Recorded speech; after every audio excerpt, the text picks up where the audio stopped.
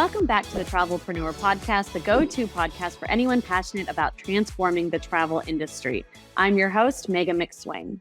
Today, we have the pleasure of diving into the world of relationship marketing within tourism.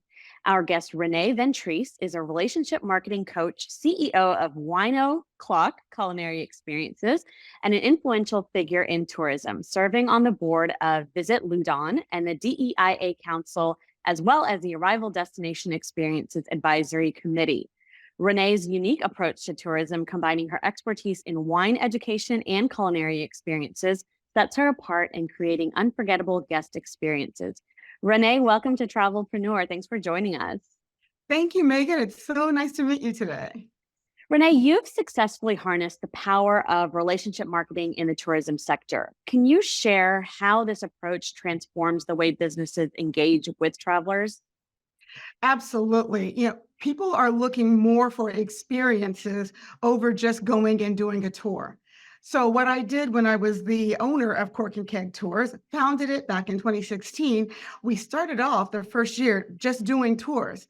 And then as people started coming from out of town, I started realizing there is an opportunity to partner with local B&Bs, local hotels, experiences like alpaca farms and spas, and even making golf and brunch reservations. So I just started reaching out to these companies and saying, hey, when we have people who are coming to, Loudoun County to drink wine, they also are staying here. So we want to get them to stay and play wine and dine in Loudoun. And so from there, they're like, we're in, what do you want? And I was like, I don't want a discount. I would rather upgrade the experience. So whatever it is that makes your business stand out, offer that to my clients and we'll bring you business. Doing it that way, actually going to them and making them say, I want a part of your audience. That worked. When I sold Cork and Keg Tours at the end of 2023, I sent it to the new owners with over 40 partnerships. Oh, wow. That's impressive. So with your role in both local and global tourism organizations, how do you advocate for immersive travel experiences that highlight culture engagements? You clearly build those relationships and know kind of what's hot in certain places and what might appeal to certain travelers. Yeah, that's a lot of fun because when you're working with somebody who's in a different region, which is what I do now when I coach, I worked with people from different countries, all different types of experiences. It's the same formula. You have to figure out, A, what people like to do for your specific tour. And then you have to think outside of that and say, okay, who else is their audience, right? So for example, I've got people coming for winery tours. Well, they might also be interested in dinners at restaurants that have amazing wine lists or have events that same weekend that are also wine events. So I looked at some of those. And then from there, I also thought, are there any other tour companies that do something that may be adjacent to these tours that someone could enjoy? If they're doing the tour on Saturday, they could do this other tour on Sunday. Yes, historical tours, some culinary tours, walking tours of the small towns that are near where they're doing staying or doing their winery tour. That's what I would kind of do. I would start with my tour and what my people liked, and then think about who has that same audience, and then just keep on circling it out. So as far as global goes, it's the same thing. I work with an amazing company out of Greece called Narratologies, and I'm working on, just trying to get them some different tours in the US. And what makes it cool is that their tours are so immersive. People go on treasure hunts in Athens. It's pretty easy. so, Yeah. so when I thought about them, when I was speaking at Arrival last year, I was like, we have some towns that have some really great history, African-American history, Civil War history. So people who, love wine, but also are history buffs can now have two different experiences on one trip. Like I said, it's the same formula. You just need to apply it to where you are. And then maybe you need an expert, like, I don't know, me, how to actually implement it after you've got those ideas. Right. As someone who coaches tour operators, what's the first step you advise them to take in building a tour operation that not only stands out, but also, scales and thrives? I know that a lot of people, especially when it comes to their digital profiles, like to focus on content, content, content, right? But what I find is that a lot of times the content is really salesy and it really just talks about, hey, save $20 if you book this tour on a Monday. Instead of that, I always advise them to make their posts create FOMO, right? When it comes to your content, you want to connect through a conversation, not, have content that is just a commercial. You want to tap into the emotions of your client. It's either what problem do you solve or what pleasure do you bring? Mhm. In our industry, it's really more about pleasure, the wine tourism at least, and sometimes some of those more difficult historical tours, like the Holocaust tours and some of the history tours that really do dig into some painful parts of history.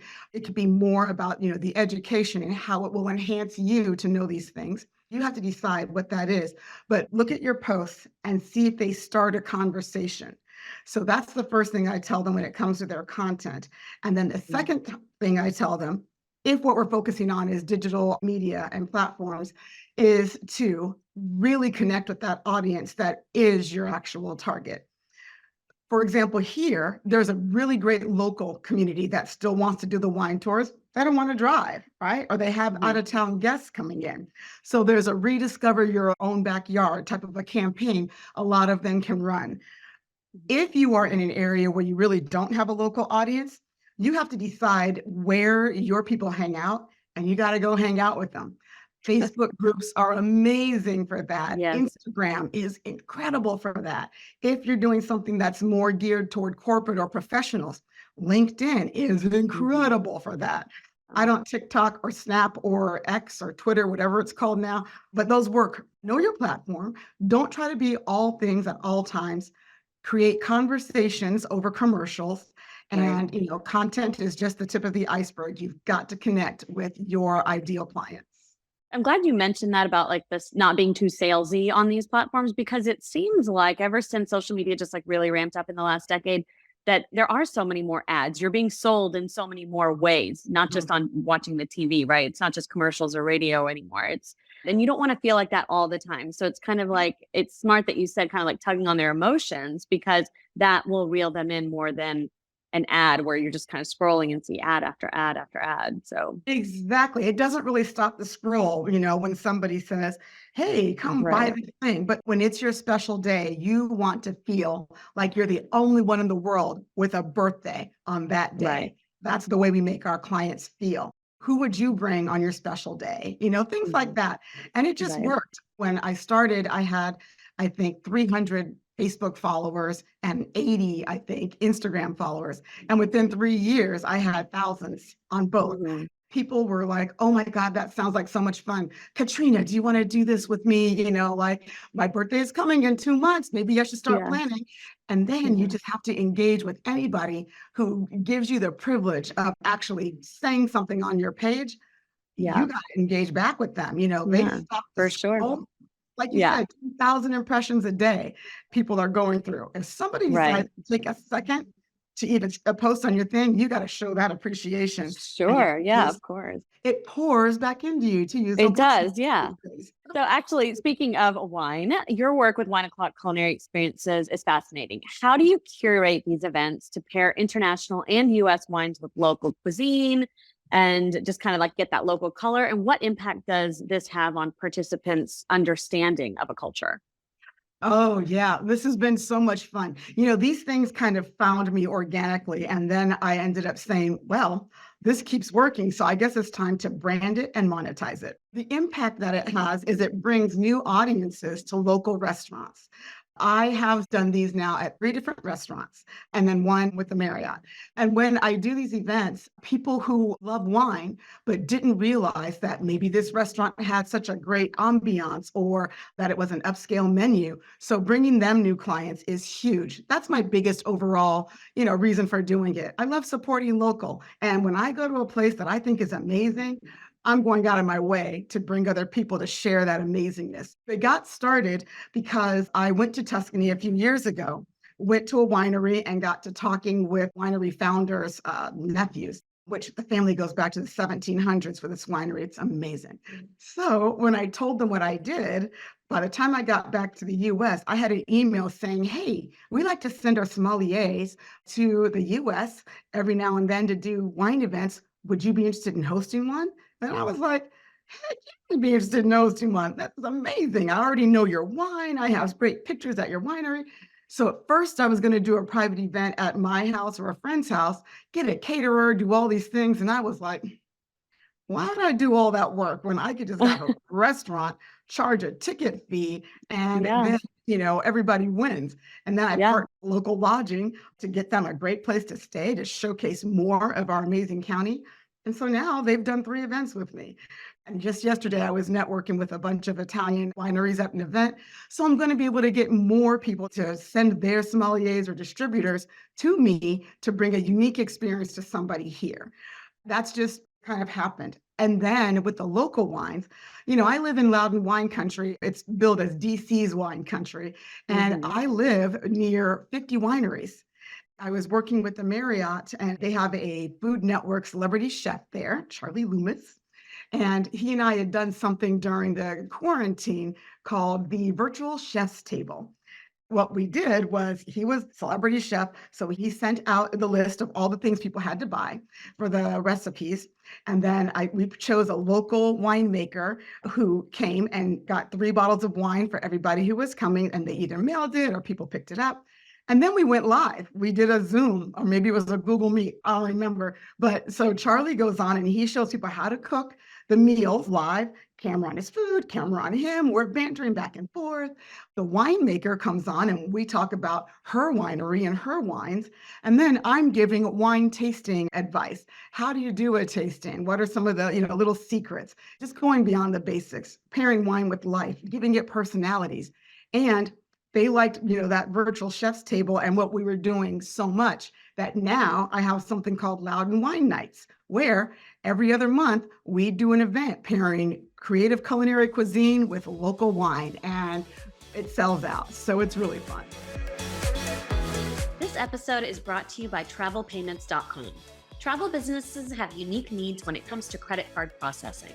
From large average ticket sizes and tolerance for higher chargeback ratios to simple integrations with the most popular shopping cart systems, the travel industry specialists at travelpayments.com have you covered. Unfortunately, many of the most popular credit card processors initially accept travel businesses, but without warning, freeze their merchant accounts and the thousands of dollars in them because these service providers don't understand or support the unique needs of travel industry business. Don't get stuck with one of the big guys who will freeze you out without a moment's notice. Instead, work with the travel industry specialists who will support your business every step of the way. Visit travelpayments.com to get a free quote today. Being WSE2 certified, how do you incorporate educational elements into your wine tastings to enhance guest experiences? Obviously, there's like the swirling and the tasting and kind of teaching those basic elements, but like even deeper than that, I'm sure there's people who stump you with questions and stuff, like maybe kind of really dig deep into the wine education. Yeah, yeah. And people do try to stump me, which is fun. I Right. love it when I Yeah. have someone who is just beginning with wine and then somebody who's been a sommelier for 30 years in the same, Right. because it's fun. So yeah, Yeah. people try to stump me on things. The fact that I study wine and have a passion for it, I don't get stumped too often, but if I don't know the answer, I'm like, that's a great question. And I don't know the answer, but I know how to find the answer. And when I Yeah. do, I will tell you. And then I go, hey, Alexa, what's the answer? Like, I make a joke out of it. And I'm like, Yeah. I say, listen, what I don't know about wine could fill more cases of wine than what I do know. And that's the beauty of wine. There's always something new to learn. But sometimes I turn it back on them. I'm like, what do you want to do with that information? Are you like a student of wine, or what makes that interesting to you, honestly? Right. And Yeah. sometimes I get really great answers, and other people are like, oh, I never thought about using that information that way. Sometimes they're using it to decide where they want to go on a vacation, right? So that's fun. It doesn't happen a lot. But what I do that's really unique is I give wine particular personalities, right? So if I'm drinking, let's say, a Cabernet Franc, I like to call that the patriarch of the family because it is very smooth. It is very deep. It doesn't like show up like in these big, crazy fancy ways. But when you do have a sip of it, you sit back and you savor it. Just like when that patriarch speaks, everybody is Yeah. quiet and they listen to what Uncle Ray Ray has to say. And then when I do these for corporate, for example, I find out a little more about their industry, who the audience is, and then I would actually give wine like business personalities. Mhm. Chardonnay is that executive assistant who is in charge of the events and wants everybody to be happy. And so Yeah. she will do whatever it takes just to be approachable and bring things together. Same thing Chardonnay does. And I'm able to talk Oh, about it in that way. I give it personality, and then I mhm. also give it a circumstance. Are you drinking this on a ski slope in front of a fireplace, or is it at a beach watching the sunset? And so I get people to close their eyes and really envision where they're going. It's really fun because you'll get half the people who have the exact same answer, and the other half of the people have the exact same answer. And so it's great to be able to tell people that's what's great about wine.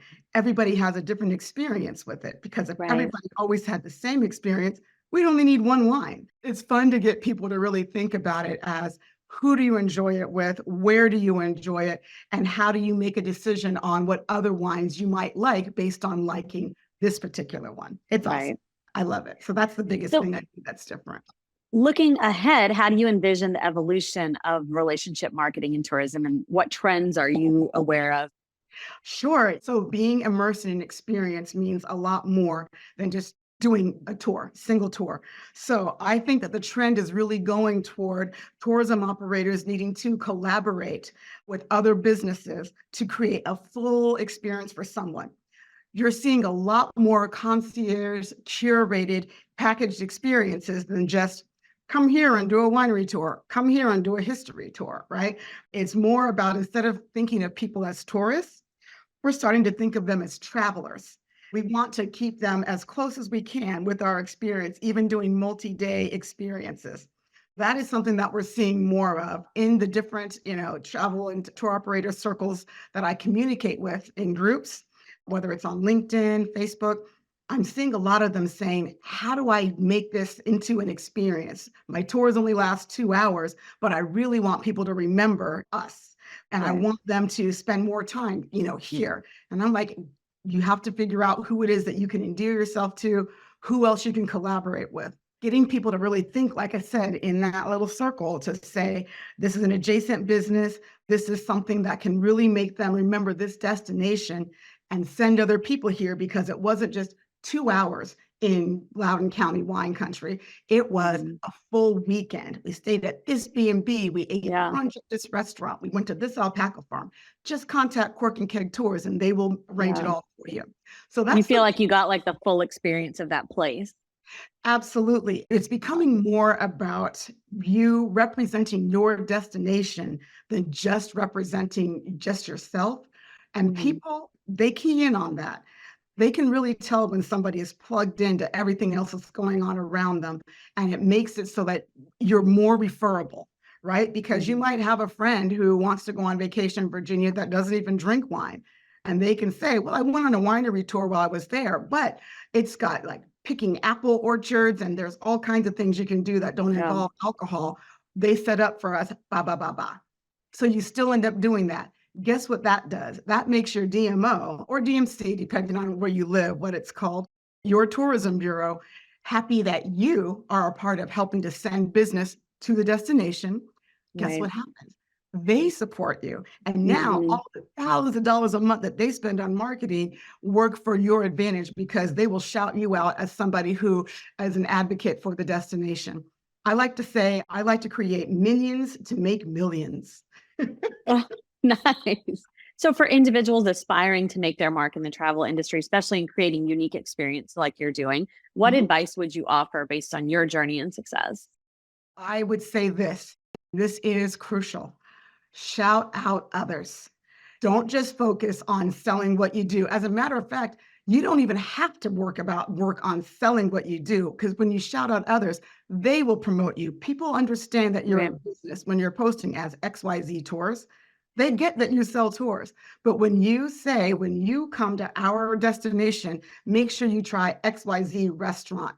Oh my Right. gosh, their, baba ganoush is amazing. Whatever it is, right? You can tell I'm hungry because that's one of my favorite things to eat. So when you shout out others, they show appreciation. You get a chance to now get in front of the audience that loves them. And therefore, if they love that restaurant, then they love that you shouted out that restaurant. It's a warm transition for them to now love you. And then when Right. the restaurant sees that you shout them out, now they're going to in turn eventually shout you out. Everybody doesn't, but 9 out of 10 times it does happen. And how much money have you spent? None. How much Right. time have you spent? Maybe 10 minutes per one. Yeah. You want to do it authentically. You want to make sure Sure. that you're promoting somebody who's got an audience that you want, not somebody 100 miles away, obviously. Right. You want to have had that experience there so that you can really be truthful and not just, ooh, they have a big Facebook or Instagram following. Let me go ahead and shout them out, even though I've never been there.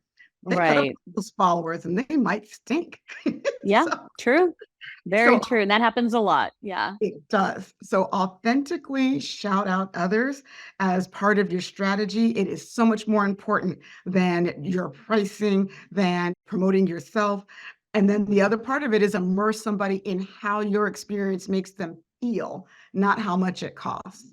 If you Mhm. focus on price, so do the people who are looking at your content. But if you focus on your value, so are the people They will looking too. at your content. Yeah. Definitely. That's great advice. That wraps up our conversation with Renee Ventrice, a true innovator in relationship marketing and culinary experiences in tourism. Renee, thank you so much for sharing your insights and these very personal stories of your journey and enlightening us on the power of connecting deeply with culture and community. Can you Thank share kind of how our listeners can learn more about Wine O'Clock and you just kind of connecting online? Absolutely. It is very easy. It is my name, reneeventrice.com. And there you would find the coaching that I can do for tourism professionals and also the events that we hold here in Virginia for Wine O'Clock Culinary Experiences. It's kind of a mouthful. I need to come up with a shorter name. Well, I but love that. I love Wine O'Clock, though. That is a cute name, and it's always 1 o'clock, in it's my always opinion. Wine O'Clock somewhere. Okay, great. To our listeners, thank you so much for tuning in. Don't forget to connect with Renee. Don't forget to follow and subscribe to Travelpreneur for future episodes and delve into the innovations shaping the future of travel. We will see you next time. Goodbye for now.